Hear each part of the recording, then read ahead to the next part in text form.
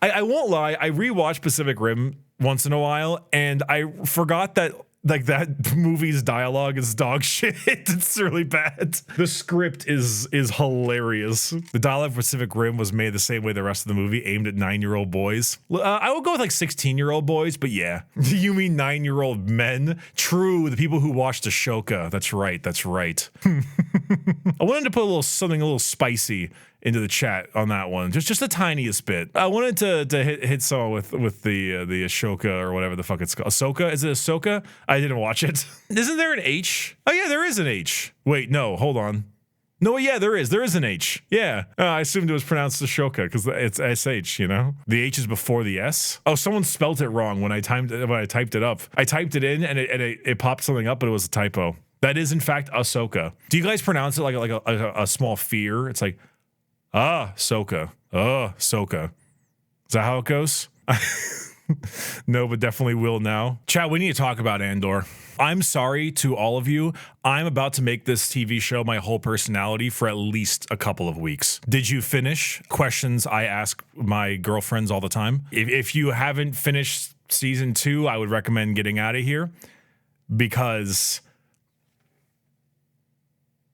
You know, season 2 was better than season 1, and I am shocked I could say that. I did not expect season 2 to be able to beat season 1, considering how extremely good season 1 was. I watched the first season of Andor, and I said, this is probably the best Star Wars show they've ever done, and is currently standing up with the quality of A New Hope and Empire. And then I watched season 2, and it might be the best piece of media Star Wars has ever come out with. And I think I believe that. There's a recency bias, I won't lie, and there is the possibility that it is simply because we've had a lot of bad crap in the past couple of years, the past like decade or so. It's probably been like a decade. There might be recency bias, but I don't think I'm wrong. But does it be episode 9? Which one was episode 9 in season 1? Or are you joking about episode 9 as in Rise of Skywalker, aka arguably the worst thing they've ever made? I don't know where to start. Because it's done all the things that I wish they had done prior. I think I have like a singular complaint with season 2, which is that the first 3 episodes subplot was a little bit meandering because of the whole like rebels on the planet, like the little forest area. But the thing is though, the way I was watching it, I was not thinking that while I was watching it. That's like a hindsight opinion where once I finish the whole show, it feels quaint. It feels very just a little bit like, oh, how cute. There's no reason to ever watch it again, you know, type of deal. But at the time, I remember really liking it. I genuinely am shocked it was as good as it was because it did the one thing, and I hate to say it, because it makes me sound like such a prude.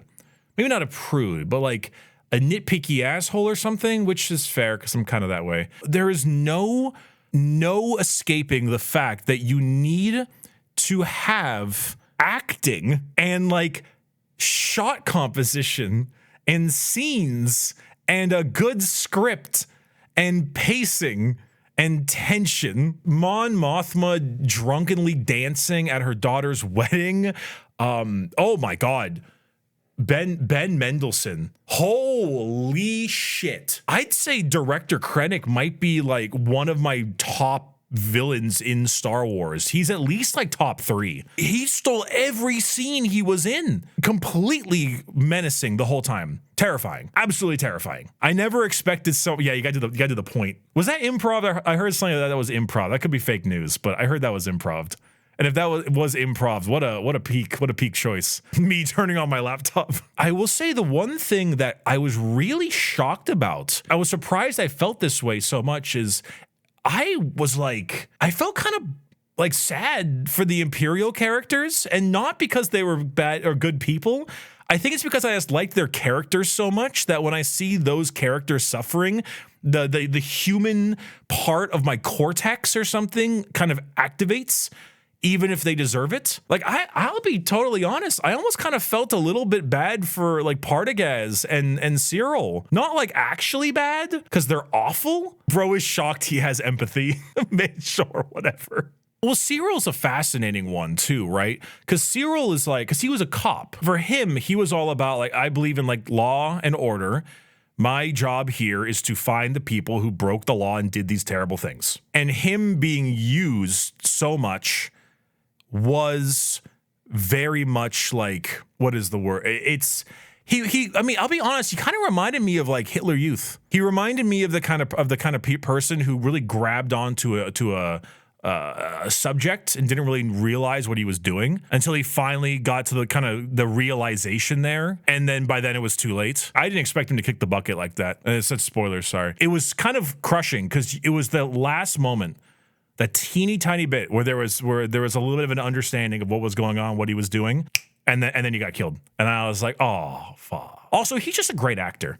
I'm surprised I haven't seen him in that much more, but he is pretty good. The whole Gorman massacre was wild. That whole section was was particularly wild to be watching. But also, as a side point, the fight scenes in that show were really hard. I mean, the first part with Bix, with the attempted assault type thing. Oh, no, there was assault, but you know what I mean. Attempted sexual assault. It was just like how brutal and generally visceral a lot of that stuff was. The Syril and Andor fight, for example, like you could tell the dude is trying to kill him. There's no whole bars. He is trying to absolutely murder him. The amount of just like kind of visceral violence that was in those kinds of fight scenes really kind of felt it.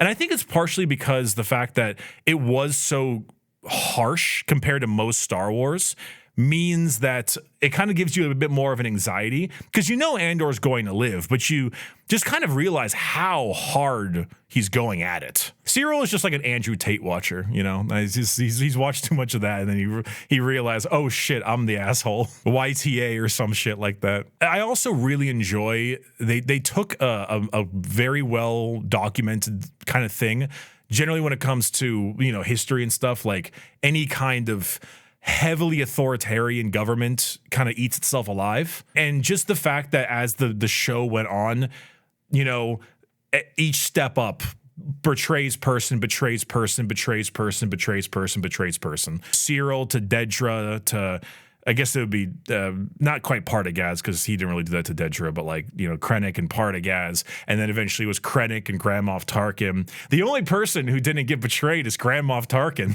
because he just blew up. And Shaman ends with Rogue One.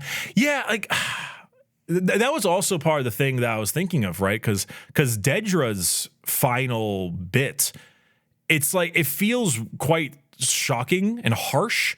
Not harsh. It's not harsh. But you know the prison she's in. After watching season 1, you know the kind of prison that she is in. And when you see it, you're like, oh, damn, that sucks. I think it's also because so many of the Imperial characters just kind of look like they were doing their jobs, which is part of, I think, obviously the point. Partagaz is just a leader. And so you never see him pull a trigger on anything. You never see him like harm someone. He's not out there strangling puppies. He just is that like boss man. So having him just go through it so nonchalantly is kind of that weird juxtaposition that hits so much more. And so again, he again was one of those people who was just, you know, when he met his fate, I was like kind of sad about it. I was like, damn, I really like this character. I think it was just because of the character. I think it was just because of who he was, or his actor. His actor is so good. And like, damn, like, I'm sad that he's gone. I think I'm sad that the character is gone, you know? Obviously, I'm not sad that the evil person has either met their just ends or died. I'm sad that I will never get to see more Partagaz, because he was such a great addition to the cast. It's supremely funny that the fall of the Death Star and the death of Palpatine can be attributed to Dedra getting CC'd in the wrong email. That is very true. Added to the signal chat. That's really funny, though. The whole season's good. Luthen is a phenomenal character. Poor Jung really got the shit end of the stick. Every part of the show just continues with this amazing bits of acting across the board. Like, all the characters were great. All of the scenes were good. The sets were insane. Mon Mothma's entire character and her, like, the political intrigue there was great. I think the only thing I was a little sad about is I saw less of her later on. I liked her fancy house and stuff. I liked her cool things, and because she had to flee, there was no more of that, which is unfortunate. Ben Mendelsohn as Krennic absolutely killed it. Just ridiculously good. His interview with Dedra in the prison cell is an all-timer, honestly, because he's just terrifying. There's also a little small thing they do on that scene that you may not have noticed. When he walks into the room and, like, Dedra's sitting down, you can't actually see his eyes. The frame cuts right here. So you can only see this and him speaking. It's quite unsettling. Oh, okay. I have this other take. I have a little bit of a hot take on this one. I watched Rogue One after finishing up season 2. I liked it a little less than I remembered liking it. And it could have been because we just got off of, like, some of the sequel movies, but it's a little, like, the first half of the movie is a little too fast. It's like, go, Jyn Erso, we're on Edu, blah, blah, etc. And then the moment you get to Scarif, it's like, perfect, cinema. Fantastic. The tension ramps up, the battles are really good, and then that part and onwards is great. But yeah, they have all the team assembly in the beginning, and it's a little messy. It's also kind of funky, though, because after watching Andor, and again, this could be recency bias because Andor is so damn good, it makes Rogue One feel lesser than it is. But I will say that the finale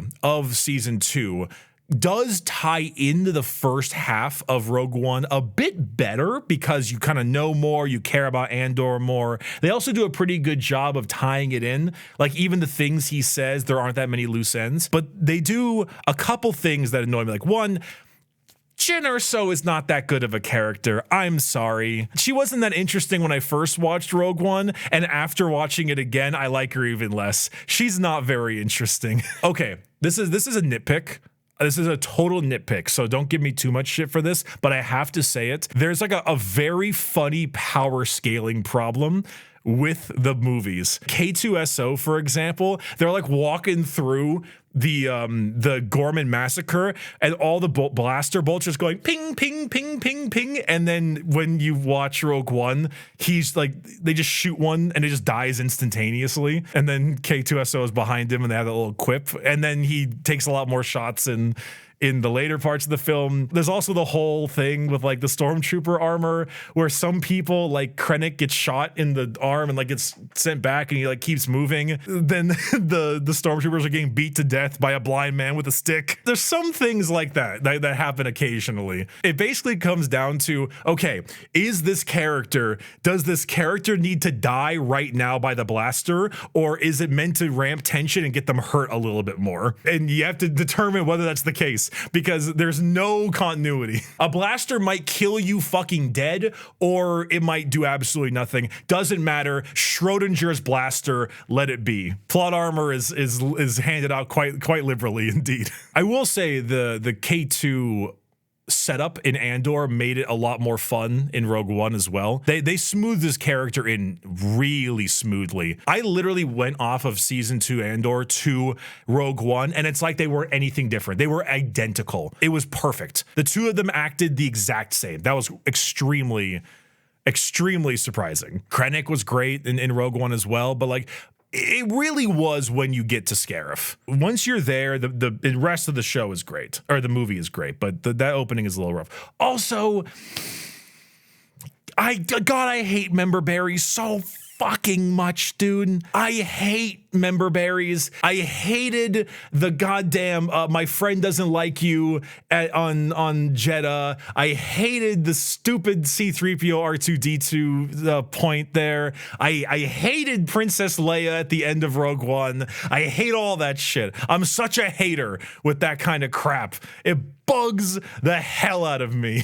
All of it felt wrong. The Vader fight, though, the Vader fight's the only one I'm okay with. Ooh, I will say, there is the part when Krennic meets with Vader halfway through Rogue One. It did make, like, a Jedi, the Force, way more terrifying, because I just finished watching 2 full seasons of Star Wars where the main villains are, like, KGB agents, basically, just general political intrigue, that the moment Director Krennic, one of the most terrifying people in all of season 2, just gets himself like choked the fuck out by a dude with magic powers is actually terrifying. It's so wild to see that after 2 full seasons of a TV show with absolutely nothing like that. And then you get that one little bit and you're like, holy hell. Final statements, I guess. Like, yeah, the people seem to always get a little bit upset when this is said, but yeah, like the Andor,